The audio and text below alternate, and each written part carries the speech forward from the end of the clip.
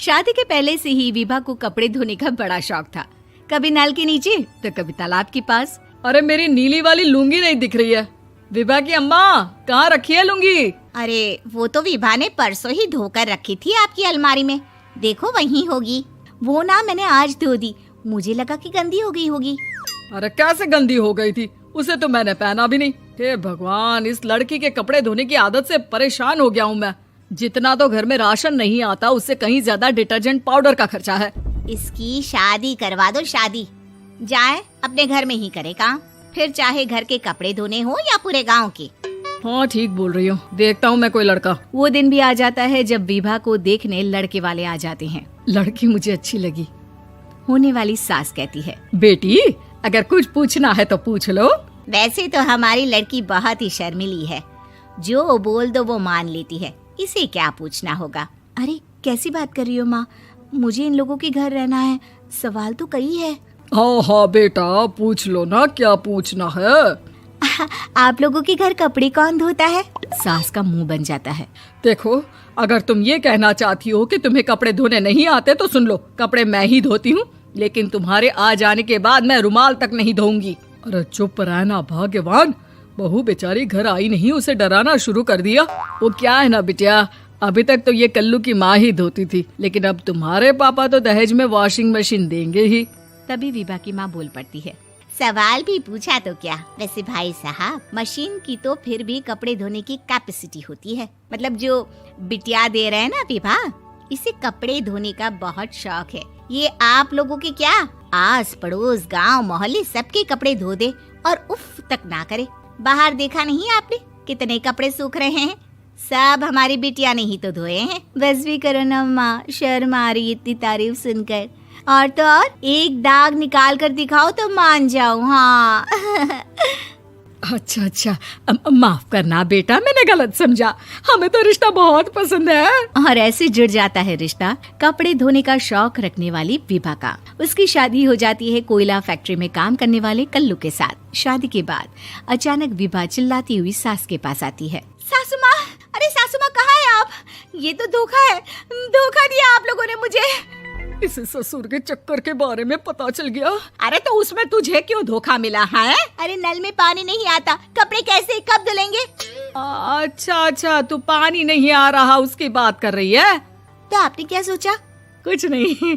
अच्छा, तेरी माँ ने कहा था कि कपड़े धोने का शौक है तुझे, याद आया मुझे। शौक बोलकर कपड़े धोने वाले मेरे जुनून को कम ना आके सासू माँ, कपड़ा धोना मेरा गुरूर है। तभी पति भी वहाँ आ जाता है। अभी मैंने इसे सनी देओल की फिल्म दिखाई है, उसी के डायलॉग मार रही है माँ। अच्छा सुन, साफ साफ बता रही हूँ, पानी सुबह 4 से 6 और शाम को 10 से 12 आता है, समझी? विभा टाइमिंग सुनकर हैरान हो जाती है। ये क्या भूतों का मोहल्ला है? सुबह 4 बजे उठकर कौन कपड़े धोता है? 4 बजे टंकी में पानी जाता है, फिर सारा दिन धोना ना, किसने मना किया? अरे कैसी बात कर रही हैं? 200 लीटर की टंकी में कितने कपड़े धो लूंगी मैं, सुबह ही उठ जाऊंगी मैं। अब क्या था, विभा सुबह 4 से लेकर रात के 12 बजे तक कपड़े ही धोती रहती। एक रोज सास पड़ोस से निकलकर कहीं जा रही होती है कि साथ वाली कहती है, हाँ कल्लू की माँ, जरा ये बताओ कि 2 साड़ी है, 2 ब्लाउज और एक पेटीकोट और एक नाड़े वाला लंबा कच्छा। हाँ तो? अरे तो क्या, कितना लोगी धुलाई ये बताओ। धोबन दिख रहे हैं हम क्या? हमारे पति सरकारी नौकरी से अभी रिटायर हुए हैं और बेटा सुपरवाइजर है कोयला फैक्ट्री में। धोबन समझ रखा है हमें? हाय रे कल्लू की अम्मा, माफ कर दो, वो तो मोहल्ले में यही सब बता रहे थे कि तुमने बहू को कपड़ा धुलवाने के काम में लगा दिया है। सास को पड़ोसन की बात सुनकर गुस्सा आ जाता है। वो घर पहुंचती है जहां घर के बाहर ही इतने सारे कपड़े सूख रहे होते हैं जितने कि किसी धोबन के घर पर। अरे ओ कल्लू की दुल्हन, बाहर निकल। माँ जी यहीं आ जाओ, बाथरूम में चादर धो रहे हैं हम। अरे अभी हम धोते हैं, तुमको बाहर निकलो। ये आस पड़ोस वाले बोल रहे हैं कि हम बहू से कपड़े धुलवा कर उसे कपड़ा धोने वाली बना दिए हैं। अरे छोड़ो ना माँ जी, किन लोगों की बातों में आती हो? आस पास के लोगों का तो काम ही होता है कि वो किसी तरह सास बहू को लड़ा दे। बहू सारे घर के कपड़े धोती है, ये क्या कम है? बोलिए। सास को भी लग जाता है कि वो बहू का ये सनकीपन नहीं छुड़वा सकती, इससे अच्छा है कि खुद ही चुप हो जाए।